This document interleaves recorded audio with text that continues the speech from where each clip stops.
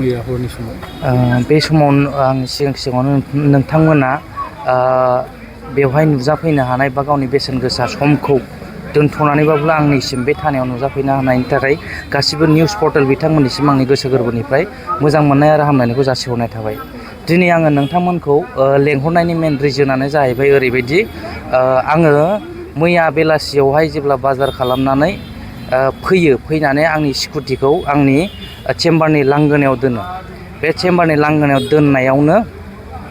दोननाय बिदिनो थाबाय ओमफ्राय बिदिनो आङो थिग हरावबो बिदिनो हरसे स्कुटिया बिदिनो थाबाय।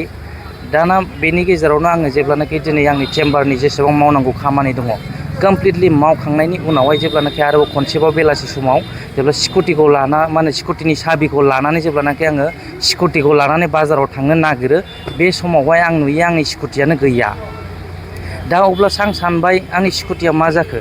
दा बेयावनो साननानै आङो मा खालामबाय सिसि केमेरायाव नायबाय। जेब्ला सिसि केमेरायाव नायो होमबा फुरा मैयानि समनिफ्राय आं जाय समनिफ्राय आङो आंनि स्कुटिखौ दोननानै दिनैनि बेलासिनि 3 रिंगासिमाव जेसेबां माबा दङ रेकर्ड दङ बेखौ जेब्ला नायो होमबा नुबायखि हरनि 1:06 मिनिटाव आंनि स्कुटिखौ सानै सेंग्राया बोथ्रोदनानै लांबाय आरोना, नारनानै लांगासिनो दङ। आरो बे लांनायनि लकेसना आंनि चेम्बारनिफ्राय लांनानै ओरैजाय बे पुलिस पइन्ट खाथियाव जि स्कुल दङ बे स्कुलनि सेरजों ओरै पुलिस पइन्टजों फैदों आरो दा बेखौनो आङो रिकुवेस्ट खालामदों दा असि सारमोननियाव मा होनो थाबैनो माबाखौ स्कुटिखौ आंनिखौ रिकभार खालामनानै होयो।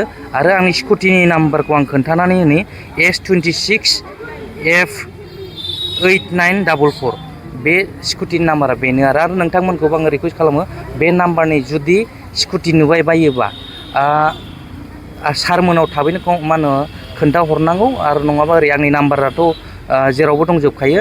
ओमफ्राय लोगोसे ओरै निउस मिडिया बिथांमोननावबो खबर हरनांगौ।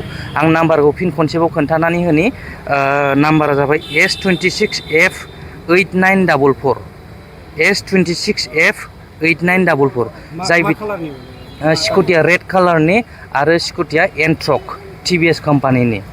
नोंथांमोना जुदि बबावबाफोर नुयोबा थाबैनो खबर हरबानो जाबाय बेखौ आं रिकुवेस्ट खालामो।